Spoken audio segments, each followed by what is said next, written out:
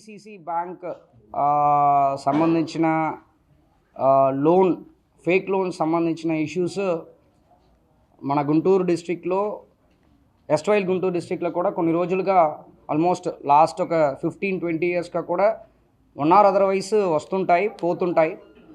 దానిట్లో actually issue ఏముంది అని చెప్పేసి కొన్ని ఇన్డెప్త్గా అనలైజ్ చేయడం జరిగింది. దానిట్లో ఒక భాగంగా మనకి ప్రతిపాడులో ఒక కంప్లైంట్ ఒకటి రిసీవ్ చేసుకున్నాము. Case number 182/2024. ఆ కేసు మన ప్రతిపాడులో సెప్టెంబర్ మంత్ రిజిస్టర్ చేయడం జరిగింది. ఒక ఫార్మర్ ఇచ్చిన కంప్లైంట్ మేరకు ఈ కేసుని మనం రిజిస్టర్ చేశాము.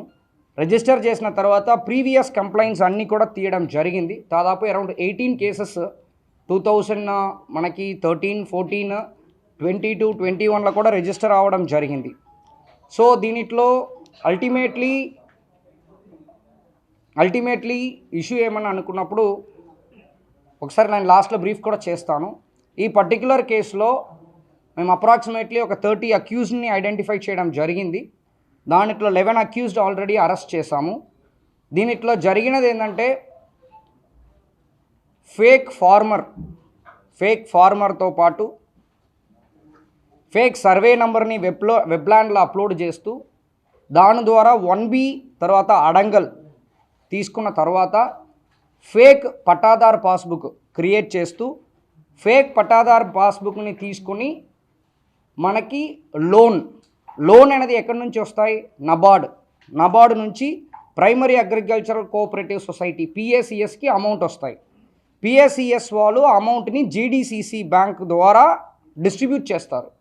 సో ఒక ఫార్మర్కి లోను జీడీసీసీ బ్యాంక్ నుంచి డిస్ట్రిబ్యూట్ అవ్వాలి. ఇది ప్రాసెస్. దీనిట్లో ఫార్మర్ ఐడెంటిఫికేషన్ అనేది ఇంపార్టెంట్. నేను జెన్యూన్ ఫార్మర్ అన్నప్పుడు నేను ఈ లోన్ని యూజ్ చేసుకోవాలి. కానీ ఈ కేసెస్లో ఫోర్జరీ ఆఫ్ డాక్యుమెంట్స్, తరువాత ఈ ఇంపర్సనేషన్, ఒక పర్సన్నే మార్చడము, చీటింగ్, దాని అన్ని కిందకి మన కేసు రిజిస్టర్ చేసాం. ఎందుకంటే రియల్ ఫార్మర్ కాకుండా ఆ పర్టికులర్ పర్సనే ఫేక్ ఫార్మర్గా ఉంటారు. వాళ్ళు ఆధార్ నంబర్ తీసుకుంటారు, ఆధార్ నంబర్లో కానీ రిమైనింగ్ అన్నిటినీ మార్చుతారు. అడ్రస్ కానీ డేట్ ఆఫ్ బర్త్ కానీ అన్నీ మార్చుతారు. ఇదిని మనము ఆ ఆధార్ కార్డ్ని మనం కంపేర్ చేసామంటే, fake farmer Aadhaar card compare చేసామంటే వాళ్ళు రేషన్ కార్డుతో పాటు టాలీ అవ్వదు. నేను కంపేర్ చేస్తానంటే ఇలాంటి ఇంకా ఫ్యూ టెక్నిక్స్ ఉన్నాయి. ఇన్డెప్త్ కాకుండా చెప్పాలంటే ఈ ఫేక్ పట్టాదార్ పాస్బుక్ క్రియేషన్ కూడా ఒక గ్యాంగ్ ఫేక్ పట్టాదార్ పాస్బుక్ని క్రియేట్ చేశారు. యాక్చువల్లీ దాంట్లో మనము వినుకొండలో సపరేట్ రూమ్లో ఒక ముగ్గురిని అరెస్ట్ చేయడం జరిగింది. ఎవరు ఈ బ్యాంక్ పాస్బుక్ తర్వాత PAN card, Aadhaar card fake క్రియేషన్కి దానికి సపరేట్ పర్సన్ తిరుపతి రెడ్డి అని చెప్పేసి ఆ వ్యక్తిని కూడా అరెస్ట్ చేయడం జరిగింది. సో దీనిట్లో ఉన్న రోల్ మీరు చూసారంటే ఫస్ట్ ఫేక్ ఫార్మర్ని ఐడెంటిఫై చేస్తూ వాళ్ళకి ఫస్ట్ వెబ్లాండ్లో ఫేక్ సర్వే నెంబర్ క్రియేట్ చేస్తూ 1B అడంగల్ క్రియేట్ చేస్తూ అక్కడ నుంచి ఫేక్ పట్టాదార్ పాస్బుక్, అక్కడ నుంచి మన బ్యాంక్లో లోన్ని క్రెడిట్ చేస్తూ ఏమి చేస్తారు? Branch manager, GDCC branch manager ఎవరు ఉన్నారో వాళ్ళే ప్రాసెస్ని ఫాలో అవ్వకుండా డైరెక్ట్గా అమౌంట్ని ఎవరికి ఇస్తారు? ఆ ఫేక్ ఫార్మర్కి ఇస్తారు. ఇక్కడ ఫేక్ ఫార్మర్ని ఐడెంటిఫై చేయడానికి ఒక గ్యాంగ్ ఉంటాయి.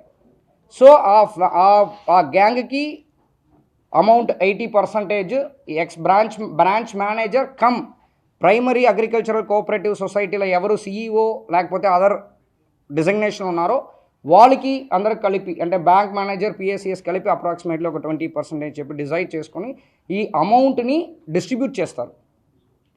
దీనిట్లో ఈ ధైర్యం ఎక్కడి నుంచి వస్తుంది? ఎలాగ చేయగలుగుతున్నారంటే చివరికి ఈ ఫార్మర్ లోన్ అనేది వేవ్ అయిపోతాయి. సో ఫార్మర్ లోను సమ్ టైమ్స్ తర్వాత ఫార్మర్ లోన్ని వేవ్ చేసేస్తారు. కాబట్టి ఇది మళ్ళీ దీని గురించిన ఇష్యూ రావడానికి నా స్కోప్ తక్కువైన ఒక ధైర్యంతో పాటు ఇదిని ధైర్యంగా చేస్తుంటారు. ఒకసారి లోన్ శాంక్షన్ అయిన తర్వాత ఆ వెబ్లాండ్ నుంచి ఆ ఫేక్ సర్వే నెంబర్ని కూడా తీసేస్తారు. కాకపోతే అక్కడ వెళ్ళి వెబ్లాండ్లో చెక్ చేసినప్పుడు అడిషన్ డెలీషన్ అనేది ఖచ్చితంగా ఉంటాయి. అక్కడ కంప్లీట్గా రిమూవ్ చేయలేరు డేటాని. సో ఇదన్నీ ఒక ఇన్వెస్టిగేషన్ భాగంగా మనము ఇన్వెస్టిగేట్ చేస్తూ ఒక 11 మెంబర్స్ని మనం ఇమీడియట్గా అరెస్ట్ చేయడం జరిగింది. సో ఇది ప్రాసెస్ అన్నమాట. ఓకే, సో ఈ పర్టికులర్ కేసులో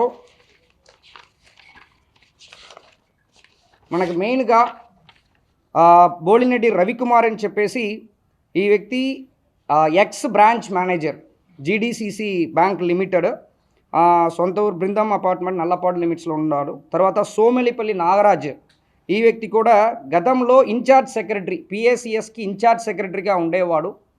సో ఇప్పుడు ప్రైవేట్ కంపెనీలో క్లర్క్గా పనిచేస్తున్నారు. అదేవిధంగా దీంట్లో ఒక తెలుగు లెక్చరర్ ఉన్నారు. ఈ వ్యక్తియే ఫేక్ పట్టాదార్ పాస్బుక్ క్రియేటర్లో హీస్ అన్ ఎక్స్పర్ట్. సో ఈ వ్యక్తి పేరు రామ ఆంజనేయులు. యాక్చువల్లీ వీళ్ళు కూడా వినుకుంటా టౌనే. సో ఇది కాకుండా ఈ Aadhaar card PAN card create చేయడం, ఫేక్గా క్రియేట్ చేయడంలో తిరుపతి రెడ్డి, ఆవుల తిరుపతి రెడ్డి అని చెప్పేసి వీడు కూడా ఆర్టీసీ కాలనీ గుంటూరు చెందిన వ్యక్తి. ఈ వ్యక్తి గతంలో కూడా ఓల్డ్ గుంటూరులో ఈ ఫేక్ ఆధార్ కార్డు క్రియేట్ చేయడంలో ఈ వ్యక్తి ఆల్రెడీ ఒకసారి అరెస్ట్ అవ్వడం జరిగింది. దీనిట్లో ఈ త్రివిధి యోగయ్య అని చెప్పేసి ఇది ఫేక్ నంబర్, ఈ ఐబీ అడంగల్లో ఫేక్ సర్వే నంబర్ క్రియేట్ చేయడము, దానితో పాటు ఈ లెక్చర్తో తెలుగు లెక్చర్తో పాటు ఫేక్ పాస్బుక్ క్రియేట్ చేయడంలో ఈ యోగయ్య, త్రివిధి యోగయ్య, ఈ రామాంజనేయులు ఇద్దరు కూడా కాంబినేషన్ అన్నమాట. వీళ్ళిద్దరు గతంలో కూడా అరెస్ట్ అయ్యారు యాక్చువల్లీ కేసులో. రిమైనింగ్ అందరికి కూడా వేరు అరెస్ట్ కానీ అక్యూస్ లిస్ట్లో కానీ ఏమి లేదు, ఎందుకంటే వెలుగుకి రావట్లేదు. మనం ఇప్పుడు ఇన్వెస్టిగేషన్లో తీసుకొని వచ్చాము.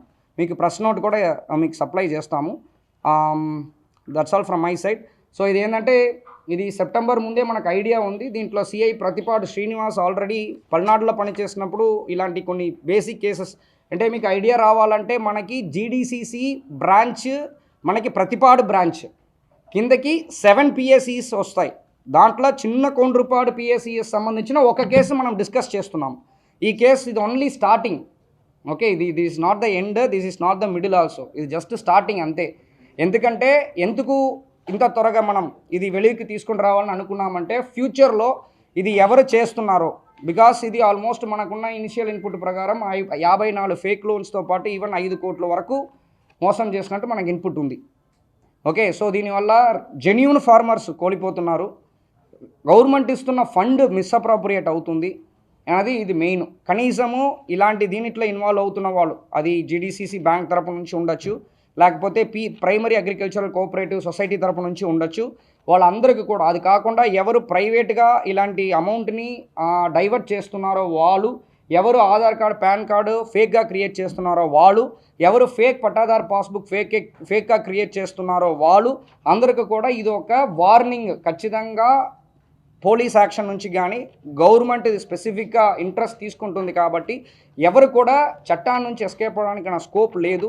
సో ఇది ఫ్యూచర్లో ఎవరు చేయాలంటే కూడా భయం ఉండాలన్న ఉద్దేశంతో పాటు ఇది ఇమీడియట్గా మా మీడియా మిత్రుల ద్వారా ఈ సొసైటీకి చెప్పాలని ఒక మంచి ఉద్దేశంతో పాటు ఈ ప్రెస్ మీట్ అనేది ఇమీడియట్గా కండక్ట్ చేయడం జరిగింది.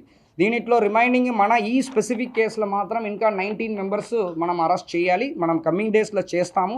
అదేవిధంగా వీళ్ళు 19 మెంబర్స్ అయినా ఇంకా వెనక ఎవరైనా ఉన్నారన్నది కూడా మేము ఇన్వెస్టిగేట్ చేస్తాం, because it is not a simple case, మీకు అందరికీ తెలుసు.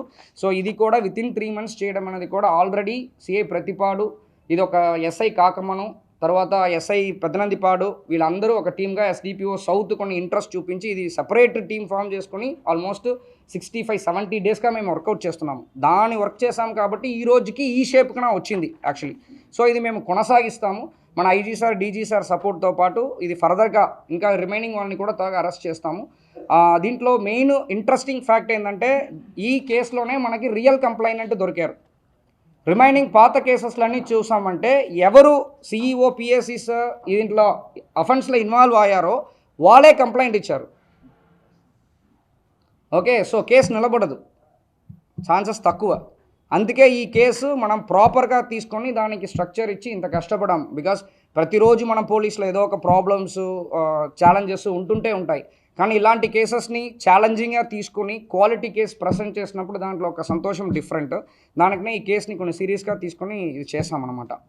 ఓకే, సో దీంట్లో నా టీం కష్టపడిన ఎస్డిపిఓ సౌత్ పర్సనల్ ఇంట్రెస్ట్ తీసుకున్నారు. మెయిన్ సిఐ ప్రతిపాడు శ్రీనివాస్, నేను ఇంకా కొంతమంది ఇస్తానప్పుడు కూడా పర్వాలేదు సార్, నా సర్కిల్ సబ్ డివిజన్ నుంచి నేను చేస్తాను, నాకు ఎక్స్పీరియన్స్ ఉందని చెప్పేసి దీన్ని ఒక సిరీస్గా తీసుకొని బందోబస్తు ఉన్నప్పుడు అదర్ ఇష్యూస్ ఉన్నప్పుడు కూడా దీనికి ఎవ్రీడే ఒక 8 to 9 అవర్స్ సపరేట్ చేస్తూ దానితో పాటు ఎస్ఐ కాకమను, తర్వాత ఎస్ఐ పెద్దనందిపాడు ఇతరు కూడా దానికి తోడుగా ఉండి, యంగ్స్టర్స్ తోడుగా ఉండి ఈ కేసుని సక్రమంగా చేశారు. I'm very proud of my team and proud of Guntur police. మరిన్ని వీడియోస్ కోసం ఛానల్ ని సబ్స్క్రైబ్ చేయండి. లేటెస్ట్ అప్డేట్స్ కోసం వాట్సాప్ ఛానల్ ని ఫాలో అవ్వండి. ఆ లింక్ డిస్క్రిప్షన్ లో ఉంది.